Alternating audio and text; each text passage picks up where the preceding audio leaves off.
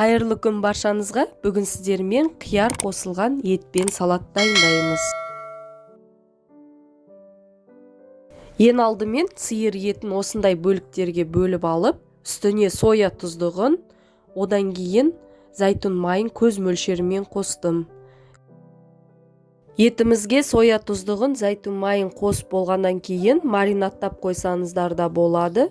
Одан кейін қызып тұрған майға жақсылап қуырып аламыз.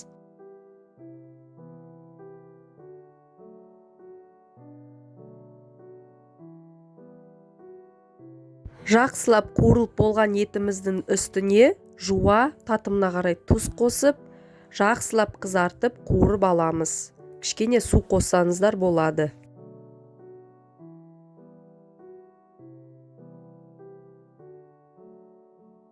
Енді көкөністерімізді турауға кірісеміз. Алдымен қиярды осындай бөліктерге бөліп, ыңғайлап табағымызға сала береміз.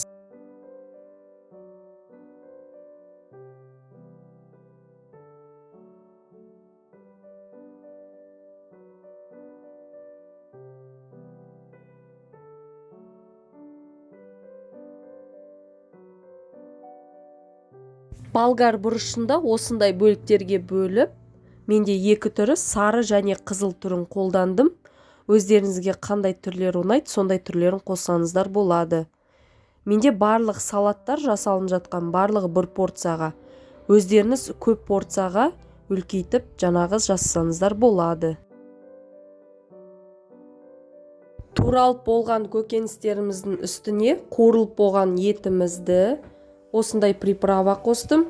Одан кейін 1 шай қасық паприка, 1 шай қасық кинза қосып, татымына қарай тұз қоссаңыздар болады.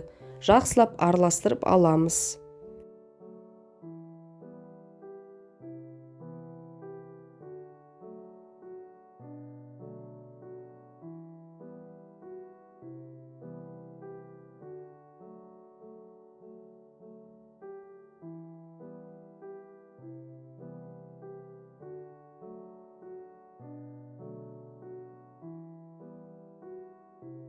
Осымен қияр қосылған етті салатымыз дайын болды. Астарыңыз дәмді болсын. Егер видеом ұнап жатса, астына пікір қалдырып, арнама тіркеліп қоюды ұмытпаңыздар.